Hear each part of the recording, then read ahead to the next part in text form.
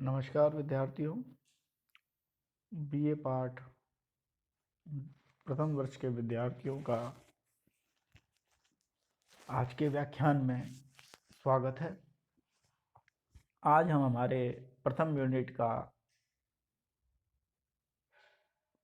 प्रथम पेपर की प्रथम यूनिट के जो कंसेप्ट्स हैं, जो हमारे पाठ्यक्रम का हिस्सा है, उसका अंतिम व्याख्यान करने जा रहे हैं। समाजशास्त्र की अर्थ, परिभाषा, प्रकृति की चर्चा हम पिछले व्याख्यानों में कर चुके हैं। आज के व्याख्यान में हम समाजशास्त्र के परिप्रेक्ष्य और समाजशास्त्र के अन्य समाज विज्ञानों के साथ संबंधों पर चर्चा करने जा रहे हैं।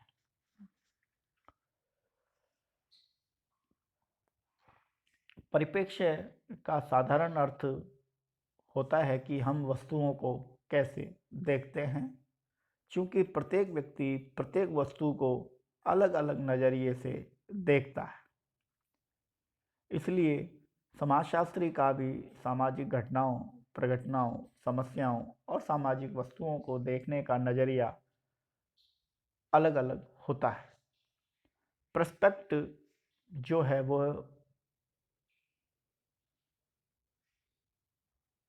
लैटिन वर्ड से बना हुआ है, जिसका अर्थ है सी थ्रोट, अर्थात देखना या देखा गया।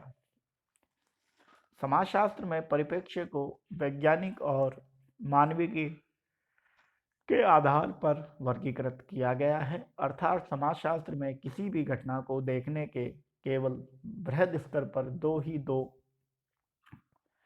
परिप्रेक्ष्य हैं। पहला परिप्रेक्ष्य है वैज्ञानिक परिप्रेक्ष्य है, और जो दूसरा परिप्रेक्ष्य है वह है मानविकी परिप्रेक्ष्य।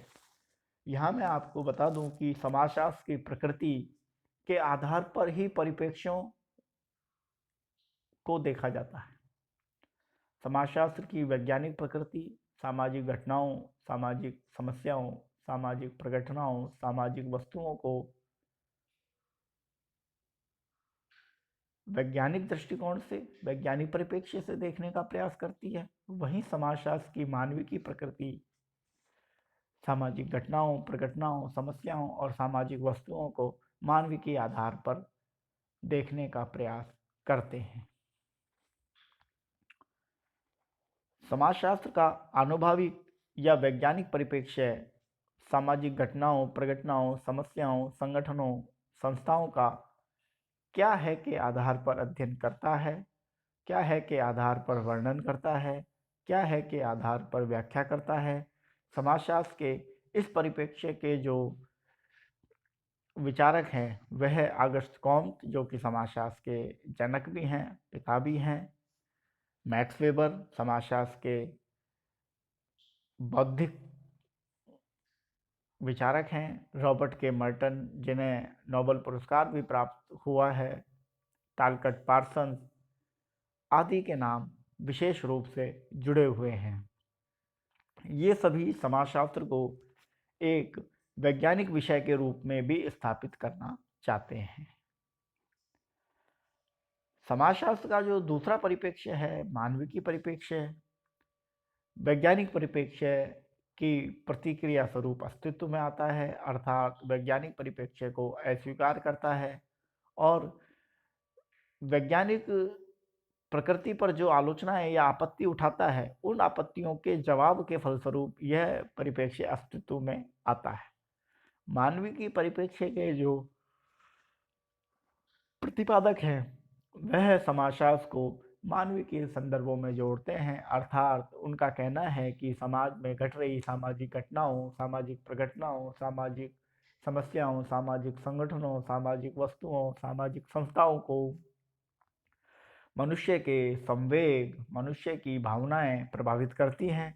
और जब मनुष्य के संवेग और मनुष्य की भावनाएं किसी भी सामाजिक तथ्य से जुड़ती है, तो फिर ऐसे में वह सामाजिक तथ्यों का अध्ययन वैज्ञानिक दृष्टिकोण से नहीं किया जा सकता। इस परिप्रेक्ष्य के जो प्रतिपादक हैं उनमें सी राइट मिल्स, पीटर बर्जर नामक विद्वानों के नाम प्रमुखता से लिए जाते हैं। इसके अतिरिक्त इस परिप्रेक्ष्य के जो प्रतिपादक हैं उसमें George Herbert Mead, Irving Goffman, Alfred शूज, रैंडॉल्फ कॉलिंस इत्यादियों के नाम भी लिए जाते हैं। समाजशास्त्र की परिप्रेक्ष्य के पश्चात अब हम समाजशास्त्र का अन्य समाज विज्ञानों के साथ जो संबंध है उस पर चर्चा करेंगे। सबसे पहले हम लेते हैं इतिहास। इतिहास और समाजशास्त्र में क्या समानताएं हैं और इतिहास और समाजशास्त्र में क्या अंतर हैं और किस प्रकार इतिहास और समाजशास्त्र विषय एक दूसरे पर आधारित है, सहसंबंधित है, इसका विवेचन हम यहाँ करेंगे। अतीत की सामाजिक घटनाओं का अध्ययन वर्तमान परिप्रेक्ष्य में समाजशास्त्र में किया जाता है, अर्थात इतिहास की ऐसी घटनाएं जो सामाजिक हैं उनका अध्ययन समाजशास्त्री करते हैं, समाजशास्त्र में किया जाता है।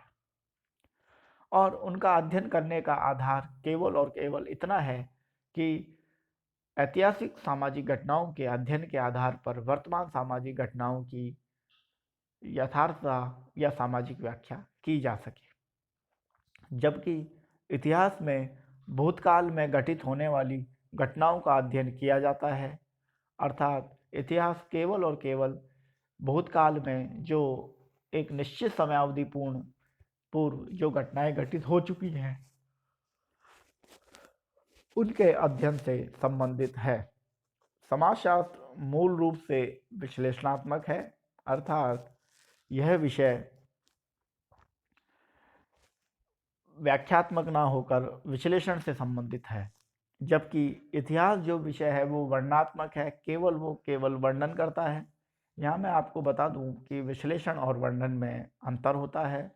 विश्लेषण के अंतर्गत छुपी हुई गूढ़ रहस्य बातों को भी पता लगा के सामने लाया जाता है, जबकि वर्णन केवल ऊपरी सामाजिक संरचना या ऊपरी बनावट का होता है, उसमें गूढ़ता और रहस्य उजागर नहीं होते।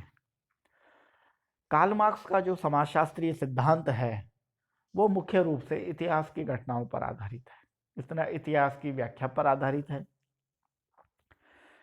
इतिहास विशिष्ट घटनाओं पर रुचि लेता है, जबकि समाजशास्त्र सामाजिक घटनाओं में रुचि लेता है। इस प्रकार देखिए आप, समाजशास्त्र और इतिहास में जब हम अंतर देखते हैं, अंतर संबंधों की बात करते हैं, तो समाजशास्त्र कहीं ना कहीं इतिहास से ऊपर जाता है। और ऊपर जाने का कारण यह है क्योंकि यह वास्तविक यथार्थ को चित्रण करता है। ऐतिहासिक घटनाओं का अध्ययन भी केवल इसलिए करता है कि वर्तमान की सामाजिक घटनाओं, समस्याओं, प्रघटनाओं, संगठनों, संस्थाओं का वर्णन उचित रूप से किया जा सके।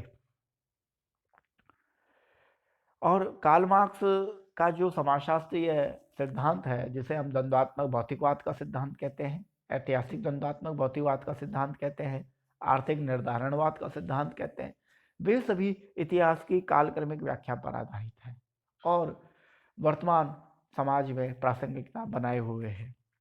साथ में समाजशास्त्र और इतिहास में जो मूल रूप से जो अंतर हैं वह दो अंतर हैं। इतिहास वर्णनात्मक है, इतिहास विशिष्ट सामाजिक घटनाओं पर विशिष्ट घटनाओं के अध्ययन में रुचि लेता है, जबकि समाजशास्त्र विश्लेषणात्मक है और समाज में घट रही सामान्य घटनाओं के अध्ययन में रुचि लेता है। इस प्रकार समाजशास्त्र और इतिहास के मध्य अंतर, समानता और अंतर संबंधों की बात हमने की। इसके बाद समाज विज्ञानों का जो अगला विषय आता है वह आता है राजनीति शास्त्र। राजनीति शास्त्र सबसे कला संकाय में, मानविकी संकाय में सबसे आदर्श विषय माना जाता है, सबसे ज़्यादा लोकप्रिय विषय इसे माना जाता है। और राजनीतिक विज्ञान सामाजिक जीवन के केवल राजनीतिक पक्ष का अध्ययन करता है, जबकि समाजशास्त्र सामाजिक जीवन के संपूर्ण पक्ष का अध्ययन करता है। राजनीतिक विज्ञान में मूल्यांकनात्मक बातें होती हैं, अर्थात क्या सही है, क्या गलत है, ऐसी बातें राजनीति शास्त्र विषय करता है। जबकि समाजशास्त्र में मूल्यांकनात्मक बातें नहीं होती, क्या है का अध्ययन किया जाता है, क्या होना चाहिए इसे समाजशास्त्री दूरी बनाते हैं। समाजशास्त्र में सामाजिक सांस्कृतिक प्रभाव राजनीति पर क्या पढ़ते हैं का अध्ययन किया जाता है। अर्थात समाजशास्त्री यह जानने का प्रयास करते हैं कि जो वर्तमान विश्व राजनीति है, वर्तमान राष्ट्रीय राजनीति है, वर्तमान राज्य स्तर पर राजनीति है, वह वर्तमान स्थानीय राजनीति है जिसे हम पंचायती राज कहते हैं, में समाज में जो सामाजिक संस्थाएं हैं, सामाजिक संगठन हैं, जिन्हें हम सामाजिक सांस्कृतिक प्रभाव कहते हैं, का राजनीति पर क्या प्रभाव पड़ता है का अध्ययन किया जाता है। अर्थात समाजशास्त्र कम लोकप्रिय विषय होते हुए भी गहराई से जुड़ा विषय है और राजनीति विज्ञानों में बहुत आवश्यक विषय भी है। मानवशास्त्र के साथ समाजशास्त्र काफ़ी अंतः संबंधित विषय है और कई समाजशास्त्री तो सामाजिक मानवशास्त्र की जो शाखा है उसको कहते हैं कि वह पूर्ण रूप से जुड़वा बहनों के रूप में स्थापित है, समाजशास्त्र और मानवशास्त्र। इसलिए इनमें अंतर किया जाना बेहद और बेहद कठिन है। फिर भी इनका अंतर बड़ा सरल है। मानवशास्त्र में मानव का अध्ययन, संस्कृति का अध्ययन किया जाता है, परंतु समाजशास्त्र में मानवशास्त्र के अध्ययनों का उपयोग आधुनिक व जटिल समाजों को समझने में किया जाता है। अर्थात दोनों के अध्ययन के आधार पर दोनों विषयों में अंतर किया जाता है। आदिवासी समाज, जनजाति समाज का अध्ययन या छोटे समाजों या सरल समाजों का अध्ययन मानवशास्त्र में किया जाता है, उनकी संस्कृति का अध्ययन मानवशास्त्र में किया जाता है और उनके अध्ययन के आधार पर आधुनिक व जटिल समाजों को समझने का कार्य समाजशास्त्री करते हैं। अर्थात दोनों विषय एक ही सिक्के के दो पहलू हैं और क्रेवर ने तो इन दोनों विषयों को जुड़वा बहनों के रूप में स्थापित किया है। इसके पश्चात अन्य दो विषय जो समाज विज्ञानों में समाजशास्त्र के साथ महत्वपूर्ण संबंध रखते हैं, उनमें मनोविज्ञान और अर्थशास्त्र आते हैं। मनोविज्ञान महत्वपूर्ण विषय है, व्यक्ति से जुड़ा विषय है। व्यक्ति के संवेग, मनोभाव, अभिप्रेरणा, सामाजिक प्रभाव, सामाजिक प्रक्रियाओं आदि का अध्ययन मनोविज्ञान में किया जाता है, साइकोलॉजी विषय में किया जाता है। जबकि साथ ही साथ मनोविज्ञान विषय जो है वो व्यक्ति तक सीमित है, अर्थात व्यक्ति के बाहर जो समाज है, व्यक्ति के बाहर जो घटित हो रहा है, उनसे मनोविज्ञानी का कोई संबंध नहीं है। जबकि समाजशास्त्र में ऐसा सीमा निर्धारण नहीं किया जा सकता। समाजशास्त्र व्यक्ति के अंदर से लेकर व्यक्ति के बाहर की घटनाओं में आंतरिक और बाह्य दोनों पक्षों तक अपनी पहुंच रखता है और संपूर्ण अध्ययन करता है। इसके पश्चात अर्थशास्त्र जो विषय है उसका अध्ययन भी समाजशास्त्र के साथ महत्वपूर्ण रूप से जुड़ा हुआ है। समाजशास्त्री उत्पादन, वितरण और विनिमय जैसी 3 प्रक्रियाओं का अध्ययन करते हैं और उन प्रक्रियाओं के आधार पर संपूर्ण अर्थव्यवस्था का व्याख्या, विश्लेषण करते हैं। जबकि समाजशास्त्र में उत्पादन, विनिमय,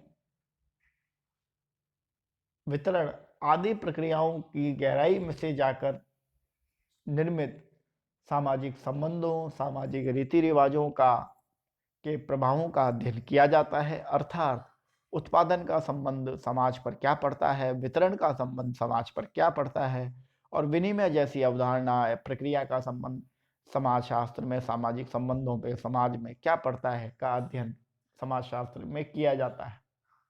अर्थात अर्थशास्त्र के कुछ महत्वपूर्ण अर्थशास्त्रियों के जो सामाजिक के सिद्धांतों का समाजशास्त्र में काफ़ी प्रयोग किया गया है। मैक्स वेबर का जो समाजशास्त्रीय सिद्धांत हैं, जिसे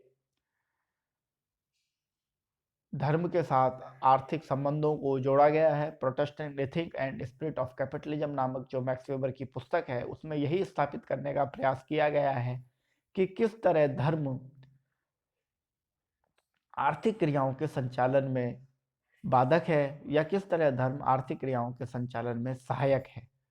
कार्ल मार्क्स का आर्थिक निर्धारणवाद का सिद्धांत भी अर्थव्यवस्था के सिद्धांत में सामाजिक प्रघटनाओं को दर्शाता है।